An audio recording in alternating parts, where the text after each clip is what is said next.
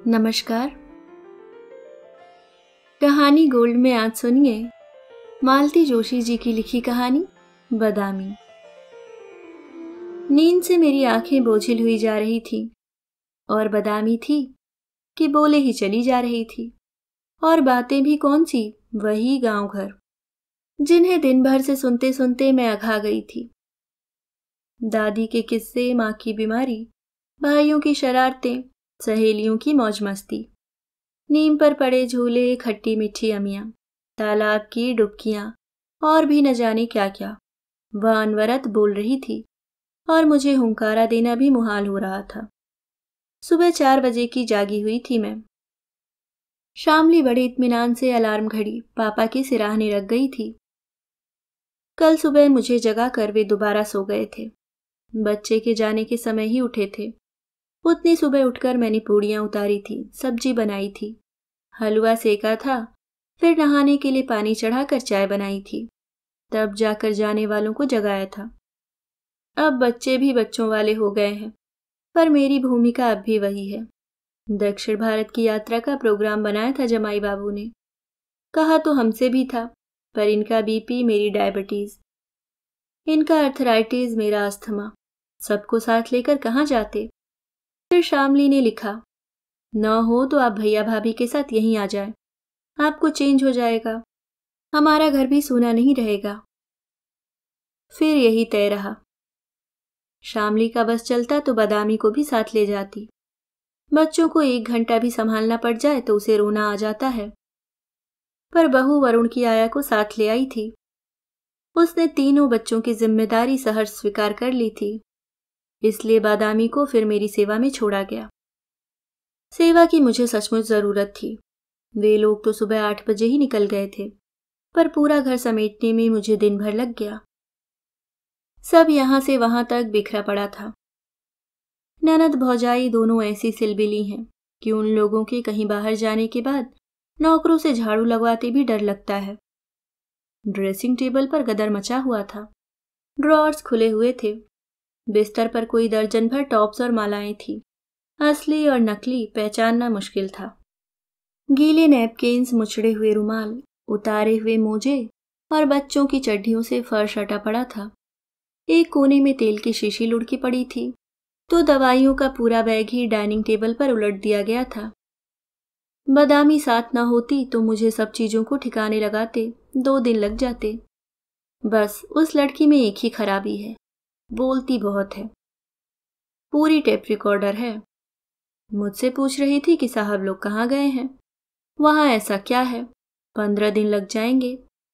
मैं उसे ज्यादा तो क्या बताती, बस दक्षिण के मंदिरों का बखान कर दिया।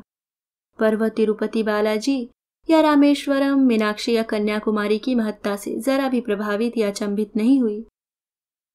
उत्तर में उसने अपने गांव के सोनमुखी महादेव, तालाब वाले महावीर जी और टिरिया वाली माता का वर्णन सुनाया। उनके पुजारियों के चमत्कारों की गाथाएं सुनाई। शिवरात्रि और नवरात्रि के विशाल मेलों का बखान किया। गांव की रामलीला का भी साभिनय पाठ सुनाया। विषयांतर के लिए एक आध प्रश्न मैंने उसके घर परिवार के बारे में भी पूछ लिया। बस उसकी यादों का तो जैसे पिटारा ही खुल गया। लगा जैसे उसे अरसे बाद इतना संवेदनशील श्रोता मिला हो। यह निश्चित था कि शामली उसकी बकवास नहीं झेल पाती होगी। शाम तक मैं शरीर और मन दोनों से थककर चूर हो गई थी।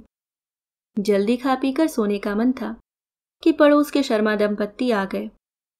शामली शायद उन्हें जताकर गई होगी, इसलिए हमारा अकेलापन बांटने आ गए थे। नींद से निढाल होकर जब मैंने उनके सामने ही उबासियां भरनी शुरू की, तब जाकर वे उठे।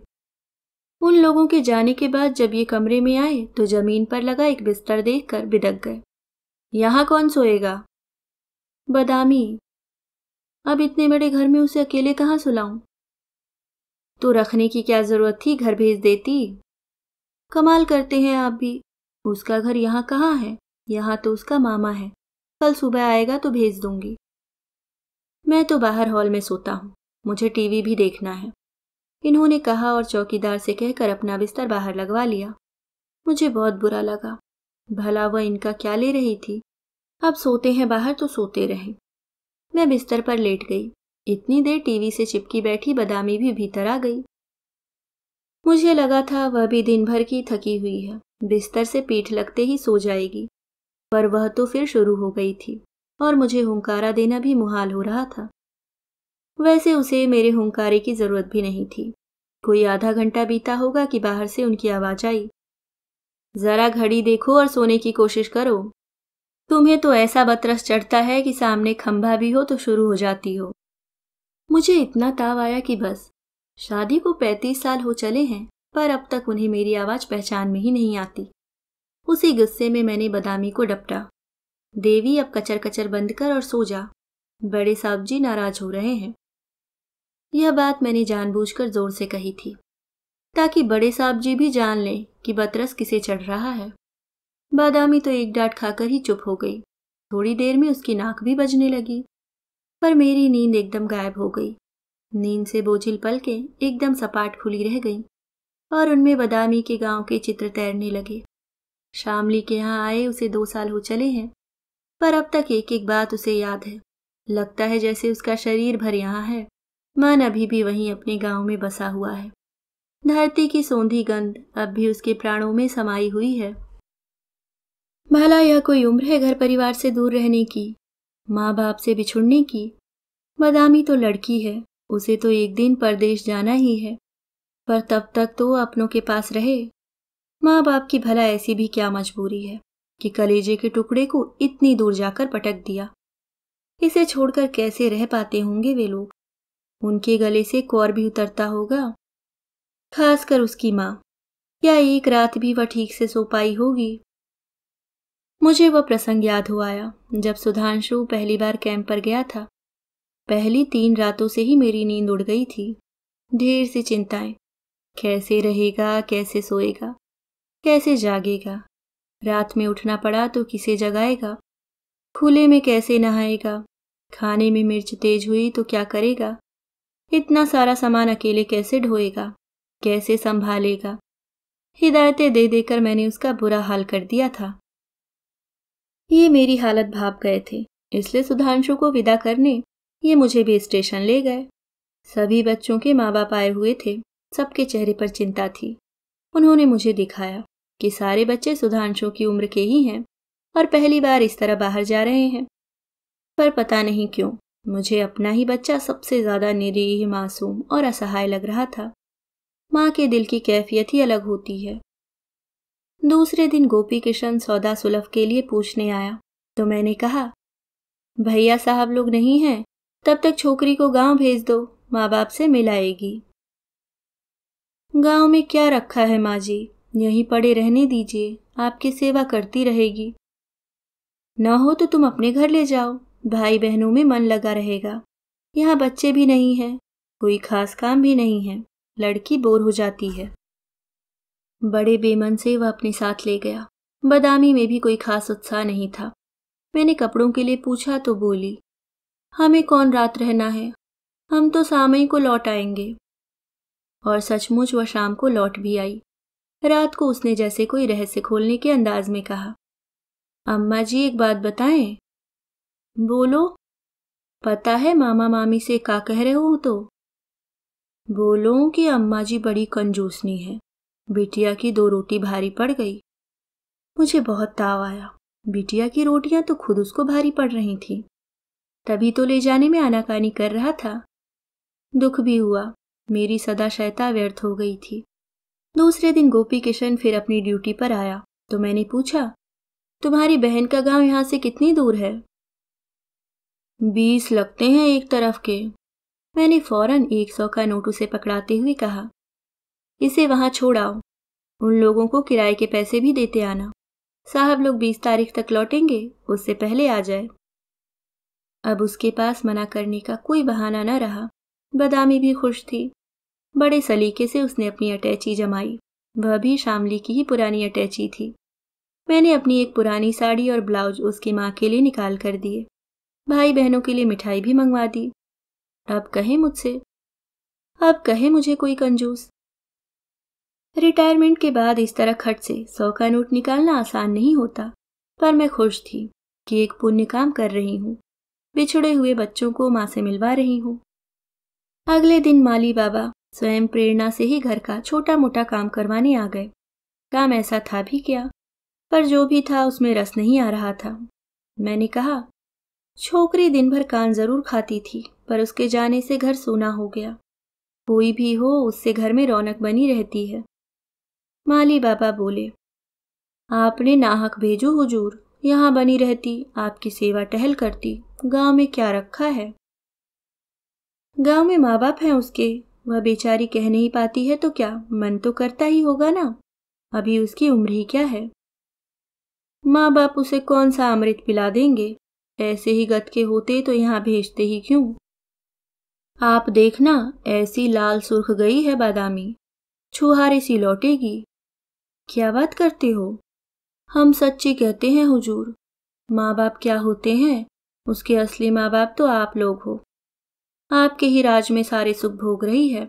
अच्छा खाती है, अच्छा पहनती है, गद्दे पे सोती है, ठाट से मोटर में घूमती है, दिन भर टीवी में सिनेमा देखती है। गांव में क्या रखा है? मैंने फिर एक बार कहना चाहा कि गांव में उसका घर है, माँ बाप है, भाई बहन है, सखी सहेलियां हैं, उसका बचपन है वहां, और इन चीजों की बराबरी दुनिया की कोई नेमत नहीं कर सकती। पर मैं चुप लगा गई, नहीं तो फिर मुझे माली का प्रवचन सुनना पड़ता। मुझे उसके वक्तव्य में ईर्ष्या की गंध आ रही थी। उस बित्ते भर की लड़की को जो सुख सुविधाएं मिल रही थी, वह शायद औरों से देखी नहीं जा रही थी।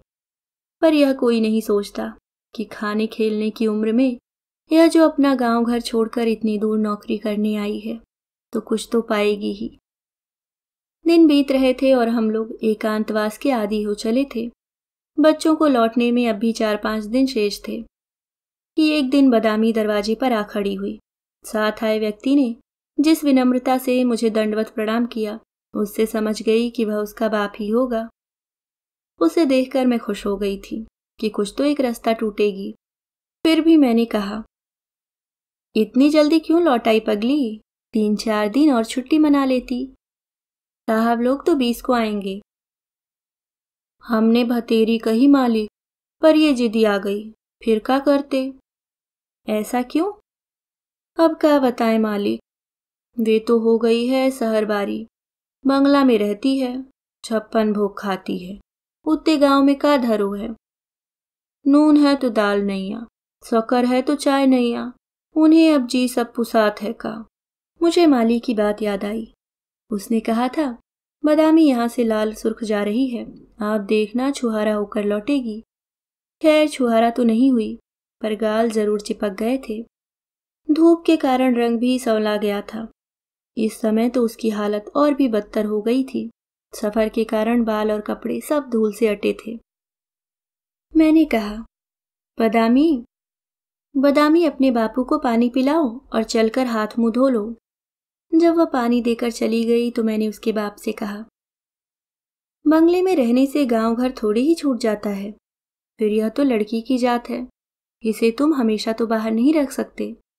कल को सयानी होगी तो शादी कर देंगे।